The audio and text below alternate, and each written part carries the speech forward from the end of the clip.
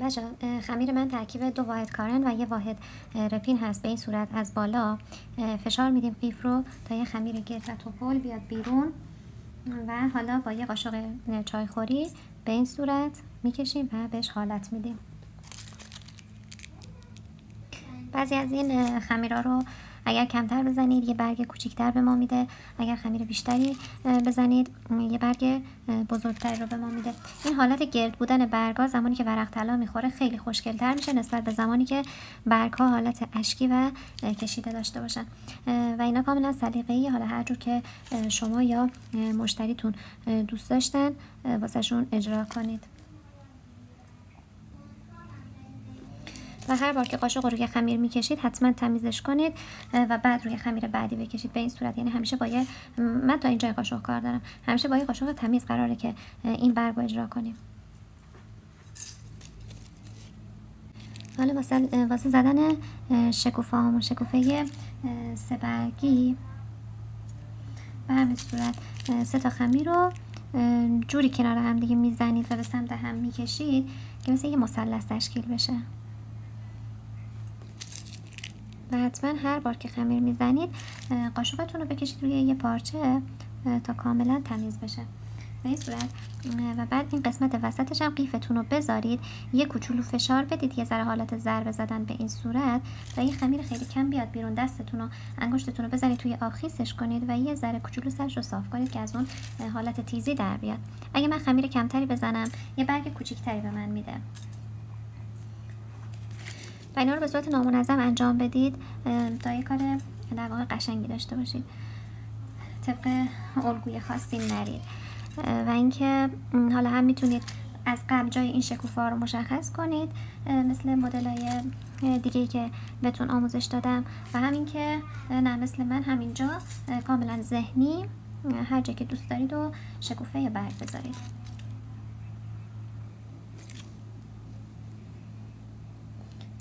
به همین صورت کل کار رو شکوفه میزنیم. برای شکوفه های 4 تایی هم به همین صورت از 4 طرف به صورت به اضافه ما خمیر میذاریم و بهش فرم میدیم.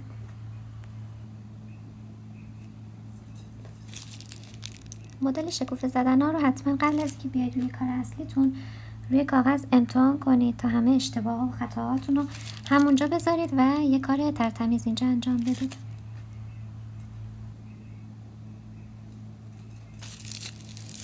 و باز قسمت وسطش رو یه کوچولو خمیر میذارم، یکم انگشتم رو میذارم توی آب خیس میکنم و اینجوری صافش میکنم. خیلی کم، فقط کافیه اون تیزی گرفته بشه.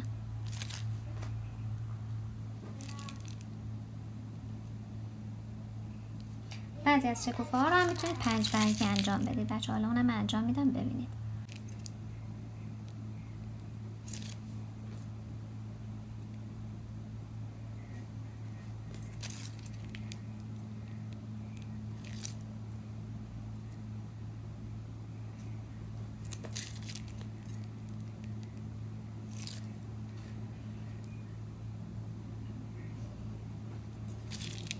و اینا واسه شکوفه 5 برگی.